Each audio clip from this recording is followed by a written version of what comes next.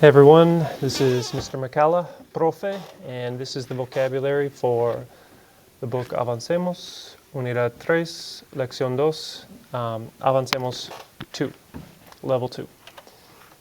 And before I begin, just forgive me for my pronunciation. I'm doing my best. So, first things first, I'll read through the paragraph here, but we're focusing on the words that are in blue. En el mercado de artesanías, muchos de los artículos están hechos a mano. Let's look at this phrase here, hechos a mano. I see the word mano, I know that means hand. Hechos a mano means handmade.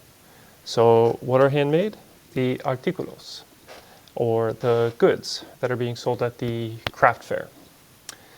Si quieres comprar artículos de artesanía baratos, puedes regatear por un precio más bajo. So if you want to buy crafts that are cheap or inexpensive, barato can mean either cheap as in low quality or not expensive. Puedes regatear por un precio más bajo. You can. We should remember regatear from an earlier chapter. I like this word. In Colombia, people always were very impressed if you knew this word because they thought it was so unique and advanced, even though it's in every single basic Spanish textbook. It means to haggle or to bargain, so you can bargain for a cheaper price. Si encuentras algo muy bonito pero muy barato, entonces es una ganga.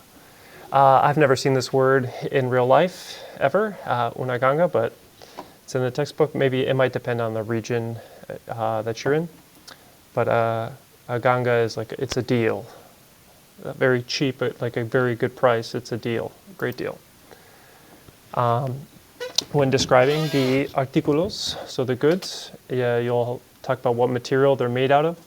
These have to be used with the verb ser, so like you might say, oh, this belt is made of leather, or these bowls are made of wood, or this pot is ceramic.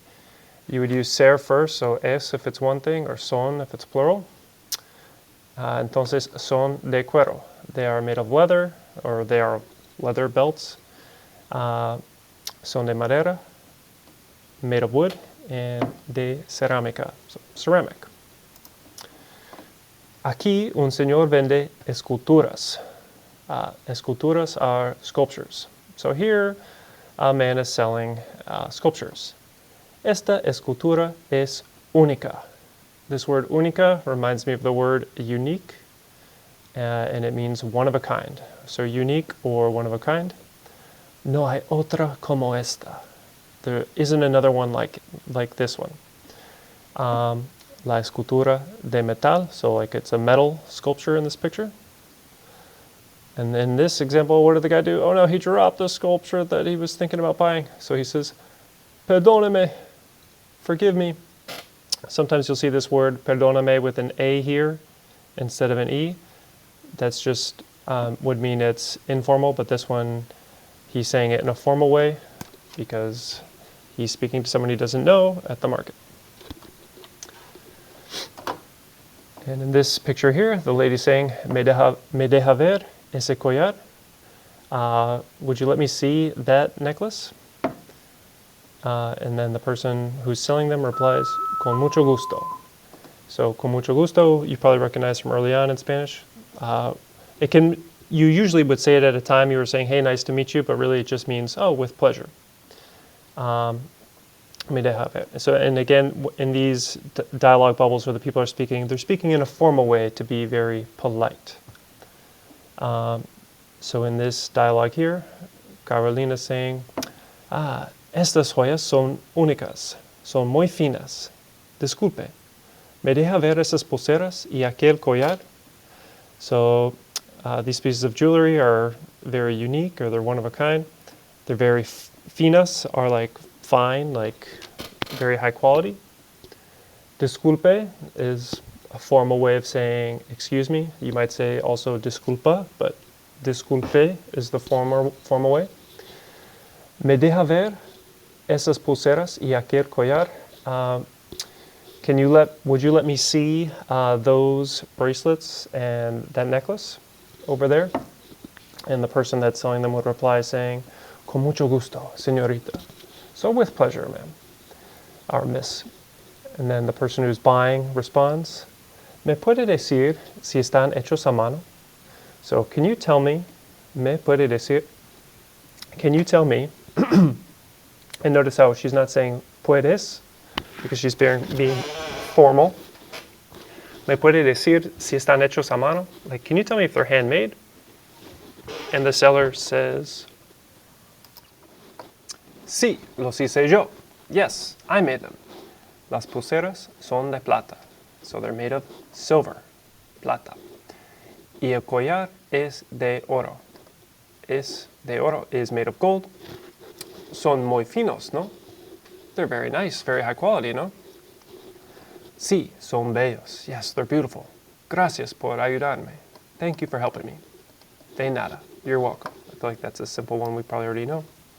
And these are more materials: de plata, silver; de oro, gold; de piedra, stone.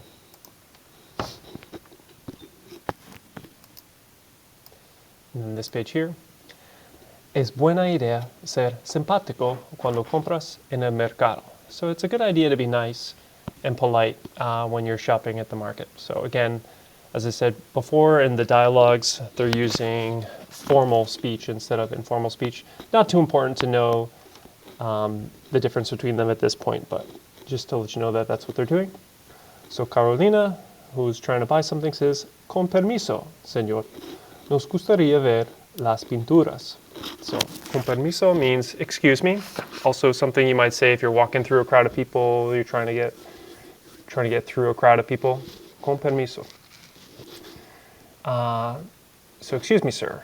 We would like to see las pinturas. So this is a pintura, a painting. And then the vendedor says, Pase, señorita. So he's a common phrase people might say is pase adelante. People in Honduras would say that all the time. If you're walking by a shop, they'd want you to come in. So I see that. It looks like the word pass, like come on over or come on in, depending on if the person's outside or inside a store. But he's like, go on ahead. Come on over. Estamos aquí para ayudarlos. We are here to help you guys. Ayudar means to help. Los is the direct object use, saying you guys. And then the guy who's with Carolina says, Gracias, señor. Thank you, sir. Vendedor, no hay de qué. No hay de qué, I guess the literal translation would be, don't mention it. It's just another way of saying you're welcome. Not something I ever heard very often, but it's there. Still good to know. El retrato, it's just a specific type of painting. It's a portrait. And I believe that is it. So I think one thing to keep in mind is that it's obviously important to know these words as the types of materials, but to remember that they all go with ser. And a lot of the phrases, you'd want to know how to say these with a full sentence. So like asking for help. Me deja ver, may I see, and then you would say the item afterwards. Me deja ver la pintura. Like, can I see that painting over there? Okay. That's it.